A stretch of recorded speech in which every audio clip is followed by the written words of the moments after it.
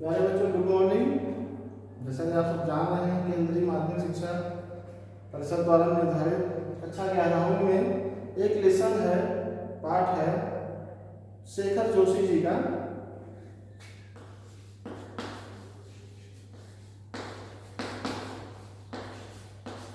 शेखर जोशी जो आधुनिक कहानीकारों में इनका नाम बड़े आदर सम्मान के साथ दिया जाता है।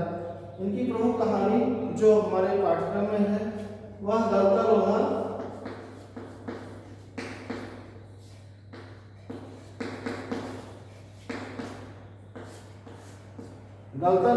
नाम से कहानी है। यह कहानी इन्होंने समाज में दो बालकों को ध्यान में रख के लिखी थी। एक बालक उच्च वर्ग का था और एक बालक निम्न वर्ग का था। तो इन्होंने समाज में उच्च वर्ग और निम्न वर्ग में बालक की शिक्षा पद्धति होती है, उनको जो दिक्कतें आती हैं, उन सब चीज़ों को यहाँ पर प्रस्तुत करने की कोशिश किया है और एक उद्देश्य दिया है कि अगर बालक पढ़ना चाहे तो पढ़ सकता है और हर बच्चे में एक अलग तरह का हुनर, कला होती है। आइए सबसे पहले हम शेखर जोशी के विषय में जान लेते हैं। शेखर जोशी का जन्म 1932 ईस्वी में उत्तरांचल के अल्मोड़ा, उत्तरांचल जो राज्य है उसका एक अल्मोड़ा जिला है, अल्मोड़ा जिला में इनका जन्म हुआ था। नई कहानी आंदोलन की उभरती हुई प्रतिभाओं में इनका नाम बड़े सम्मान के साथ रखा जाता है और नई कहानी आंदोलन के अंदर युवा कहानीकारों में नया ढंग, एक नई तहजीब लेकर सामने आए। उसमें शेखर जोशी जी का नाम सम्मान के साथ दिया जा सकता है और इन्होंने कहानी को एक नई दिशा दी। जो मनोविकार, जो मनोभाव होते हैं, उन सब चीज़ों को इन्होंने उसमें जगह दिया है। इनकी प्रमुख रचनाएं, जैसे हमने कहा, कहानीकार है, युवा कहानीकार है। इनकी कुछ कहानी प्रसिद्ध हैं।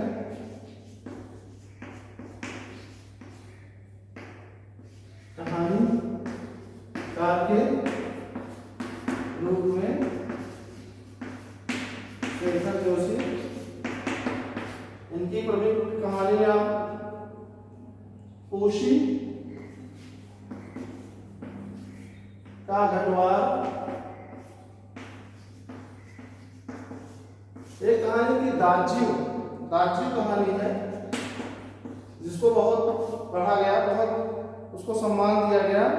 और एक हलवाहा, आप नाम से समझ सकते हैं नाम को, इन्होंने जिन बिंदुओं को छूने की कोशिश की, हलवाहा। और एक ग्रामीण अंचल में उन्होंने कहानी लिखी थी, नौरंगी बीमार है।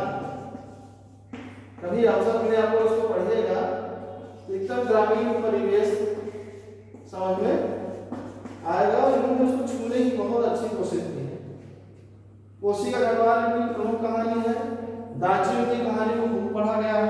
हलवाहा कहानी भी शेखर जोशी की प्रसिद्ध कहानियों में ही आती है और नौरंगी बीमार एकदम ग्रामीण परिवेश में इन्होंने वर्णन किया है।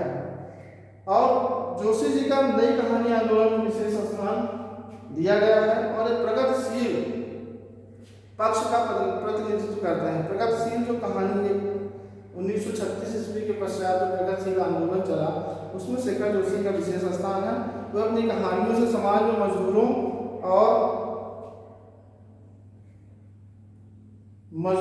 और साधनहीन तथा साधन संपन्न लोगों के मध्य जो बीच में जगह बचती है, उसको भरने की कोशिश शेखर जोशी ने किया है। आज हम आपको प्रस्तुत कहानी, जो शेखर जोशी जी की कहानी है, हमारे पाठ्यक्रम में गलता लोहा, उसके विषय में बताते हैं कि गलता लोहा यह जो कहानी है,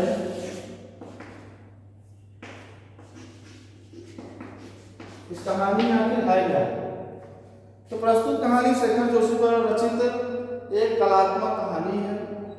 यह कहानी जातिगत विभाजन पर अनेक कोणों से टिप्पणी की गई है और इसमें बताया गया है जब किन परिस्थितियों में एक प्रतिभावान निर्धन ब्राह्मण युवक अपनी जातिगत परंपरा को छोड़कर लोहार का काम करता है। ठीक, वह न केवल हथौड़े पर चोट मारता है बल्कि वह अपनी कुशलता भी दिखाता है। तो कहानी की जब शुरुआत करते हैं तो दो बालक हैं, मैंने भी पहले ही आपको बताया था, धनराम और मोहन। धनराम और मोहन, पहले हम मोहन की विषय बताते हैं। मोहन और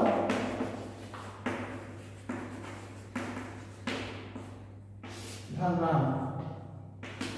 आप देखिए कि मोहन ब्राह्मण परिवार में जन्म लिया था, धनराम लोहार जो विश्वकर्मा जो बढ़ई का कार्य करते हैं उस परिवार में जन्म लिया था।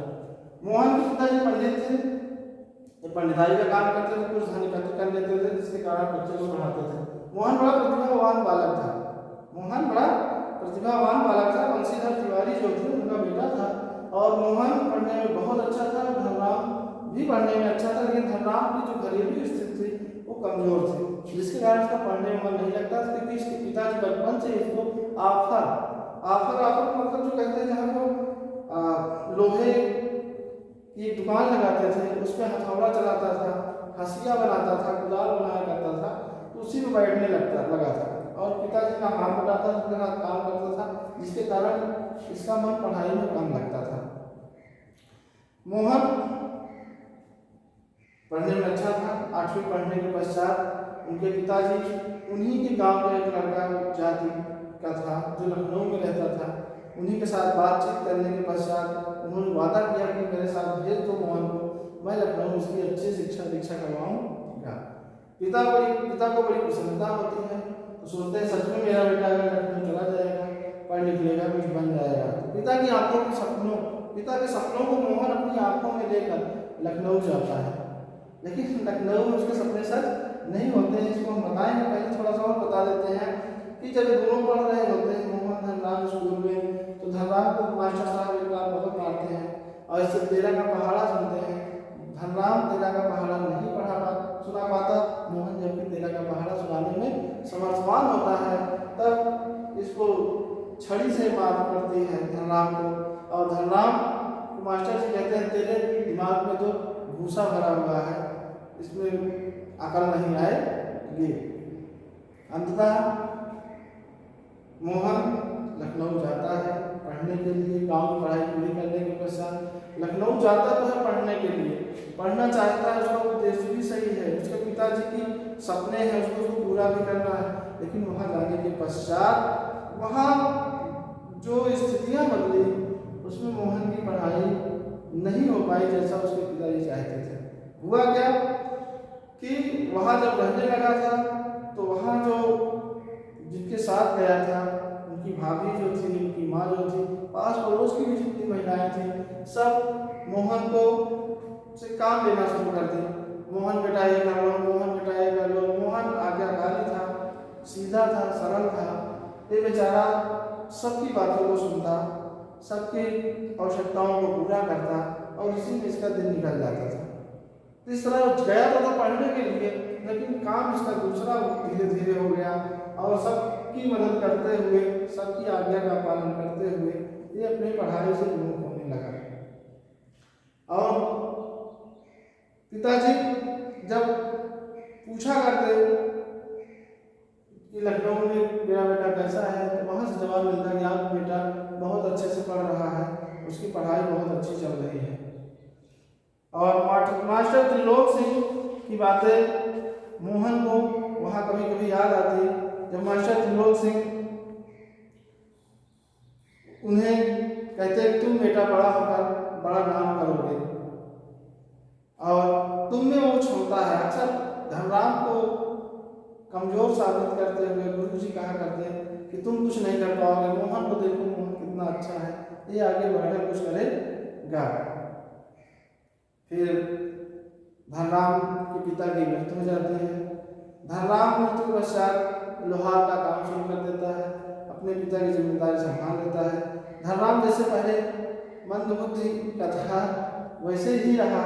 लेकिन बात मोहन की आती है, क्योंकि मोहन तो बड़ा होनहार था, वीरवान था, बहुत प्रतिभावान बालक था, जो इसकी प्रतिभा के साथ अंततः न्याय नहीं हुआ।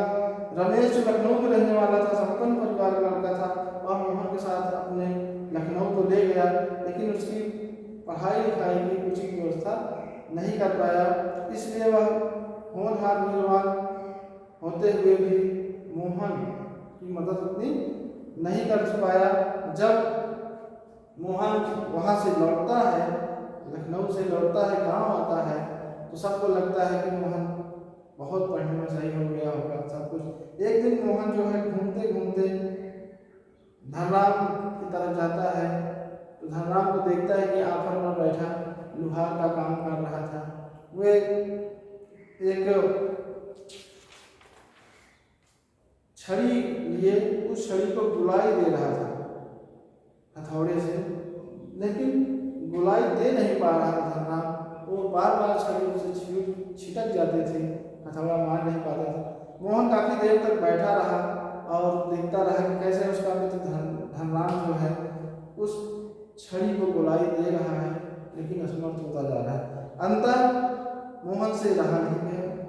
मोहन ने कहा कि लाओ मैं देखता हूँ। जब जैसे ही कहा कि लाओ मैं देखता हूँ, मैं कोशिश करता हूँ उस छड़ी को गुलाई देने के लिए, धनराम को विश्वास ही नहीं हुआ, क्योंकि उसमें समाज में निम्न जातियों और अगली जातियों के मध्य जो बीच में काफ़ी खाई थी, वो पार्टी नहीं जा सकती थी। आज के संदर्भ में तो नहीं कहा जा सकता, लेकिन पहले ऐसा था। तो मोहन को दे देता है। मोहन का कहना और उसके आफर में जाके बैठना, हाथ में हथौड़ा लेना, छड़ी पकड़ना, लोहे की गोलाई के लिए प्रयास करना, इतना देखकर ही धनराम को विश्वास नहीं हुआ कि कैसे उच्च जाति का बालक, ब्राह्मण परिवार, इस छोटे से उसमें कैसे बैठ सक रहा है, लोग क्या कहेंगे। क्योंकि उसमें छोटा बड़ा का बड़ा फर्क था। इस कहानी में बहुत पहले की कहानी है, लेकिन धनराम लोहार के हाथों से हथौड़ा लेकर मोहन ने कहा कि लाओ मैं कुछ करता हूँ। उसने अपनी बुद्धिमानी का परिचय दिया और देखते ही देखते थोड़ी देर में उस छड़ी को हथौड़े की मदद से गोलाई दे दी। अब मोहन ने गोलाई दे दी। अब धनराम को विश्वास नहीं हुआ कि मोहन कैसे कर दिया, ये तो किसी कुशल कारीगर का कमाल है। अर्थात मोहन वहाँ पढ़ता नहीं, वहाँ काम करता था, ऐसा धनराम को लगा। क्योंकि शिल्पकार टोले में ब्राह्मण टोले के आदमियों को बैठने की मनाही थी, अर्थात ब्राह्मण टोले के लोग शिल्पकार टोले में नहीं जाया करते थे, जाते भी तो दूर बैठे रहते थे, नजदीक नहीं जाया करते थे। तो वह एक सामाजिक रूढ़ थी। मोहन भी इसको जानता था, लेकिन धनराम लोहार को देखकर बड़ा आश्चर्य हुआ कि मोहन आगे उसकी निहाई पर, उसके उस जहाँ पर छड़ी की गोलाई दिया जा रहा था उस पर बैठा, और बैठा ही नहीं, उस छड़ी को गोलाई भी दे दिया।